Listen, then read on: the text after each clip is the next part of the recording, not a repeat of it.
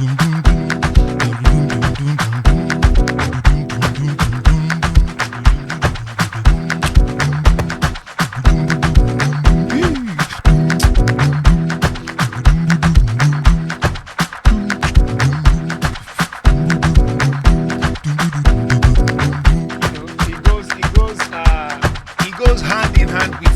you're like me, you know there's nothing as annoying as making a beat, sending it to an artist, they finished recording the whole song, ready to release it with proper budget, proper promo plan. In your mind you feel like, oh, this is definitely going to be a smash hit, only for you to be driving home on the 9th of the release and you hear that same beat, or you hear a beat that sounds like that same beat using the same sample that you use, so nothing hurts that much. I mean, if you're a creative person, you feel like, oof, this is a slap on my face, because that same thing that you use, that same loop that you use, and I'm seeing the word loop in my front, this is a word to somebody, so that same loop that you used has been used countless times on different records. So today I'm going to show you how to take a loop that already exists. Maybe you get loops from anywhere, maybe from a sample pool, from like Splice, which is the most used and everybody's using it. So if you use anything from there, it's expected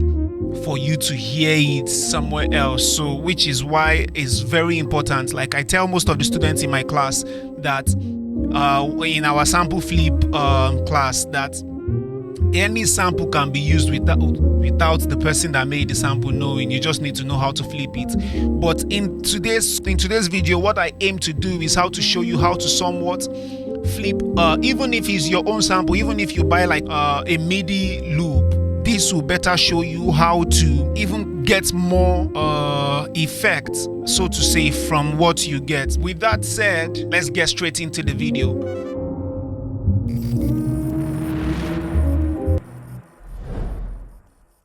Welcome back to the studio, ladies and gentlemen. It is very important that we know exactly what we are trying to do.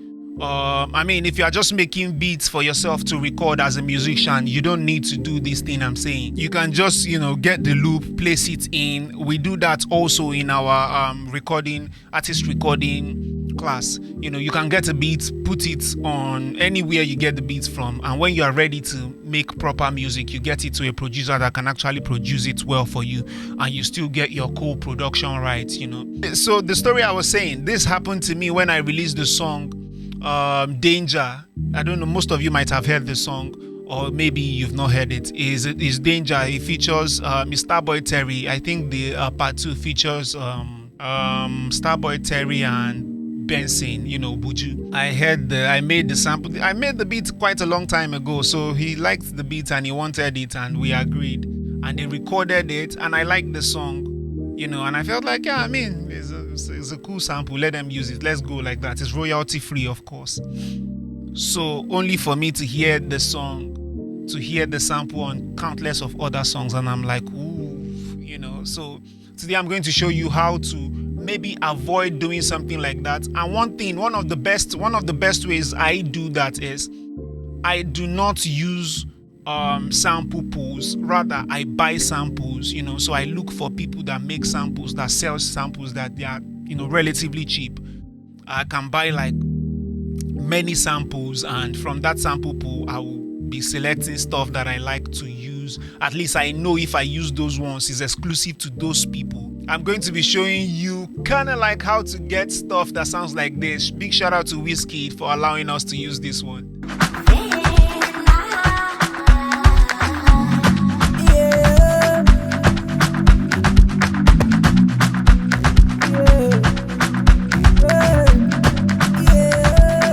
Okay, so you get the gist.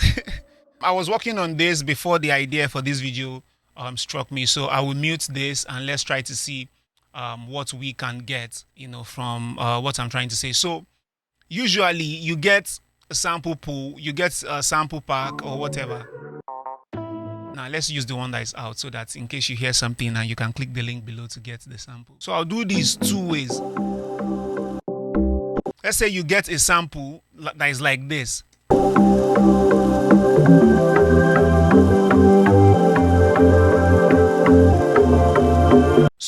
If you get a sample that is like this, if you use it outrightly like this, it might sound good. It might sound like, okay, yes, I don't have to do so much. It already sounds good the way it is, but you might be right if you are not using a popular sample pool,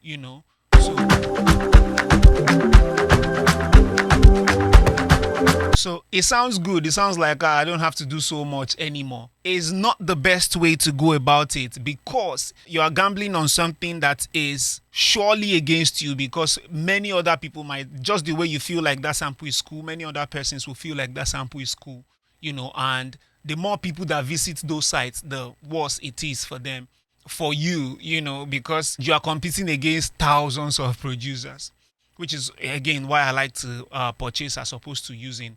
But this is not to tell you what to do. This is just me telling you how I work. So if you are compelled to do something like this, I'm even tempted to leave this like this. I kid you not. If you are tempted to leave this just the way I am right now, the way it is, you can do that, but just try a few things. Try a few things like changing the key, just to ensure that you don't stay with the original key. But one of the important ways I wanted to share today is to do something like slicing. You can slice to new MIDI track. You can say slice by fourth note. You can say by transient. You can choose anyone. You can say, let's say vocal slice. You can slice it anyhow, and then it will chop it for you in like a drum stuff where you can now play it in. That way you have something like.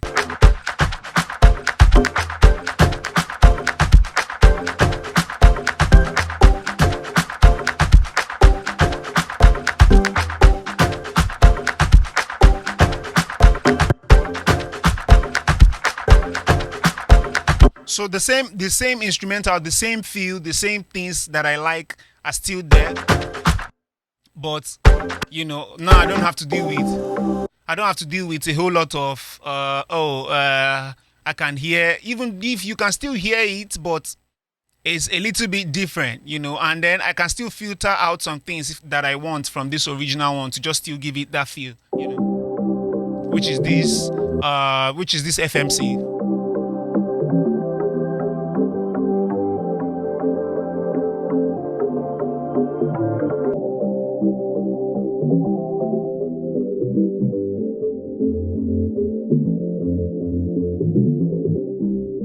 I love that. So let's see now.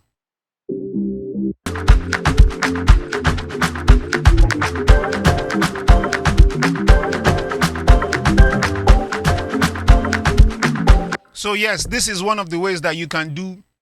You can chop it the best way you can, or morph it. Don't allow people to hear exactly what is going on in the stuff. Another way is to trigger it by transient.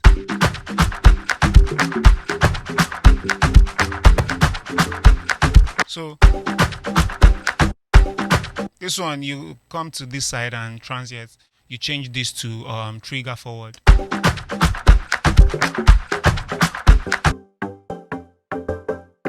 It also gives you that choppy thing. Another thing is to slice it. Another thing is to reverse it. Just don't go with it the way it is, the way it came to you. Another one I see that is really interesting to me also is, let's say you get a MIDI, whatever, those drag and drop MIDI that people use a lot these days, and you have something like this.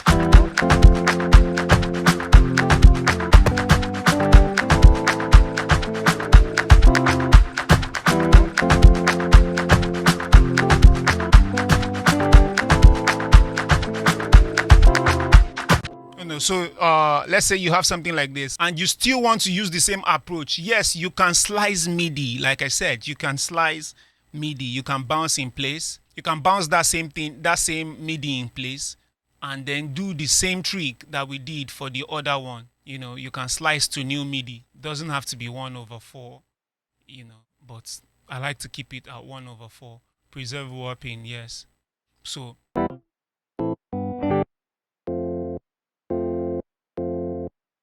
or you can use our good old guy here.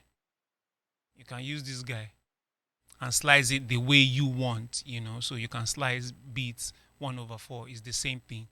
And then you can declick. You can say, okay, don't start from here. You can say start from here.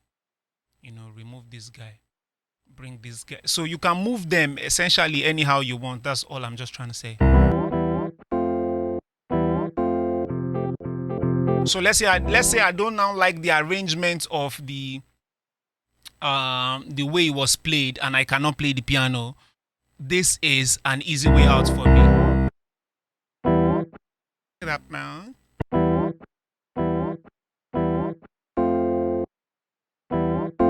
Easy way out for me. I can change the.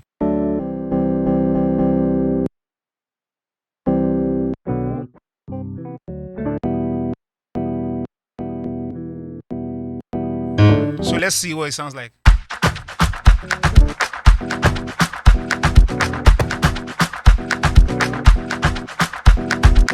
So let's see. I like what we've got. So.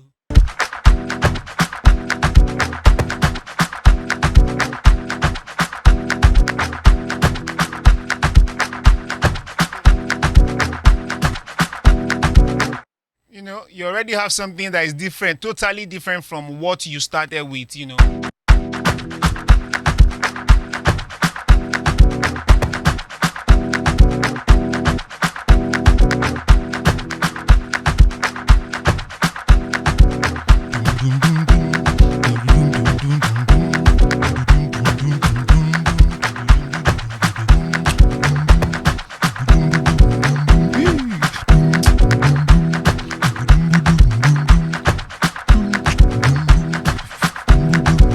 Exactly what you are trying to create. So if you have stuff like this, you can be sure to just let whatever you are getting from a sample inspire you to create your own, as opposed to just lifting the whole thing and using it, and then you can get like thousands of more of people do the same thing that you are essentially trying to do.